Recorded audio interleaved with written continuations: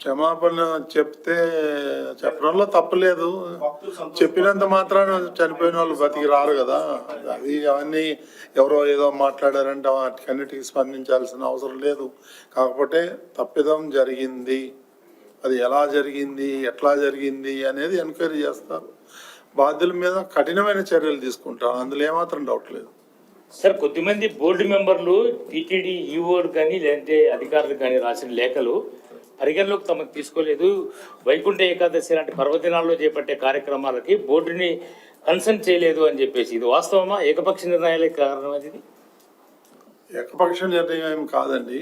బోర్డుకి నాకు చెప్పారు, నాకు కొంతవరకు పవర్ పాయింట్ ప్రజెంటేషన్ కూడా ఇచ్చారు. నేను వచ్చి ఎమర్జెన్సీ మీటింగ్ కూడా పెట్టాను 2 సార్లు. అదే మీకు ప్రెస్లో కూడా చెప్పాను గతంలో. కొంతమంది బోర్డు మెంబర్లు చాలా స్పష్టమైన ఆరోపణలు చేస్తున్నది. నేను ముఖ్యమంత్రి కూడా ఫిర్యాదు చేశారు, బోర్డు సభ్యులను పరిగణలోకి తీసుకోలేదు ఇలాంటి ఈవెంట్ జరిగినప్పుడు, శుభకార్యాలు జరిగినప్పుడు అనేది. అలా ఏం లేదండి, అందరికి చెప్తున్నాం మేము. డిప్యూటీ సీఎం గారు కూడా అధికారుల మధ్య సమన్వయం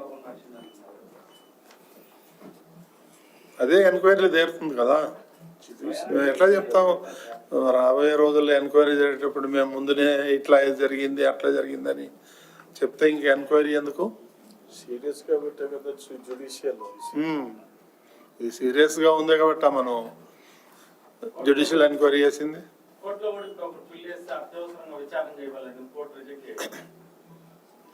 చూద్దామండి, దాన్ని చూద్దామండి. మేము కూడా ముఖ్యమంత్రి గారి దృష్టికి కూడా తీసుకెళ్తాం, తొందరగా ఎంక్వైరీ కంప్లీట్ చేయమని చెప్పి. ఓకేనండి. అంటే డిప్యూటీ సీఎం క్షమాపణ చెప్పాలని చెప్పారు కదా, మరి క్షమాపణ చెప్తున్నారు భక్తులకి బోర్డు తరఫున లేదంటే అధికారుల తరఫున? 50,000 చొప్పున 3 లక్షలు ఈఓ గారికి చైర్మన్ గారికి అందజేస్తాం.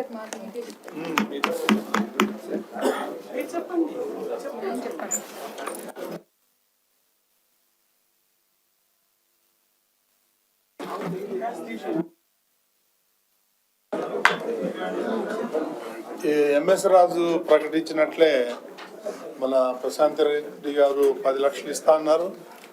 అదేవిధంగా సుచిత్ర ఎల్లా గారు కూడా 10 లక్షలు ఇస్తా అన్నారు. మిగిలిన బోర్డు మెంబర్లు అందరూ కూడా ఇచ్చే డబ్బులన్నీ కూడా వాళ్ళకి అందజేయడం జరుగుతుంది. తీసుకోవాలి. క్షమాపణ చెప్తే చెప్పడంలో తప్పులేదు. చెప్పినంత మాత్రాన చనిపోయిన వాళ్ళు బతికి రారు కదా. అది అవన్నీ ఎవరో ఏదో మాట్లాడారంటే వాటికన్నిటికీ స్పందించాల్సిన అవసరం లేదు. కాకపోతే తప్పిదం జరిగింది, అది ఎలా జరిగింది, ఎట్లా జరిగింది అనేది ఎంక్వైరీ చేస్తారు. బాధ్యుల మీద కఠినమైన చర్యలు తీసుకుంటారు, అందులో ఏమాత్రం డౌట్ లేదు. సార్, కొద్దిమంది బోర్డు మెంబర్లు టీటీడీ ఈఓలు కానీ లేదంటే అధికారులు కానీ రాసిన లేఖలు పరిగణలోకి తమకు తీసుకోలేదు.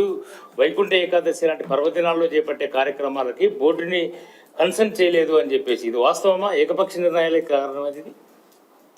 ఏకపక్ష నిర్ణయం ఏం కాదండి.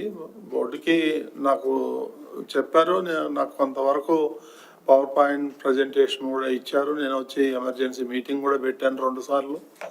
అదే మీకు ప్రెస్లో కూడా చెప్పాను గతంలో. కొంతమంది బోర్డు మెంబర్లు చాలా స్పష్టమైన ఆరోపణలు చేస్తున్నది. నేను ముఖ్యమంత్రి కూడా ఫిర్యాదు చేశారు, బోర్డు సభ్యులను పరిగణలోకి తీసుకోలేదు ఇలాంటి ఈవెంట్ జరిగినప్పుడు, శుభకార్యాలు జరిగినప్పుడు అనేది.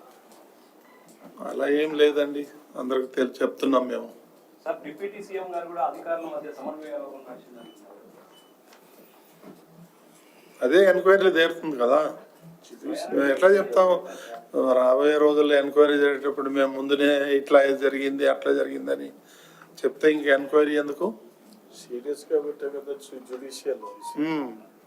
ఇది సీరియస్గా ఉంది కాబట్టి మనం జ్యుడిషియల్ ఎంక్వైరీ చేసింది.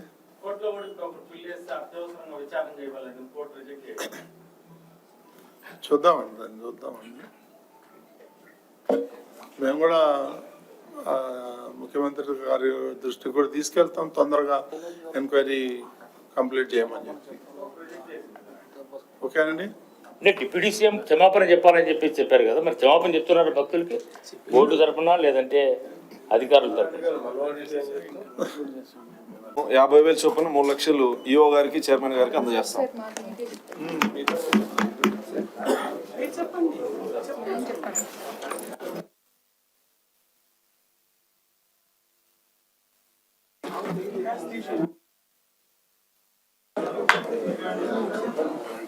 ఎంఎస్ రాజు ప్రకటించినట్లే మన ప్రశాంత్ రెడ్డి గారు 10 లక్షలు ఇస్తా అన్నారు.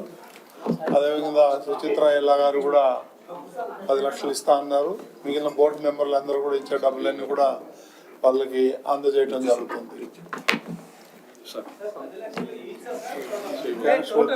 తీసుకోవాలి.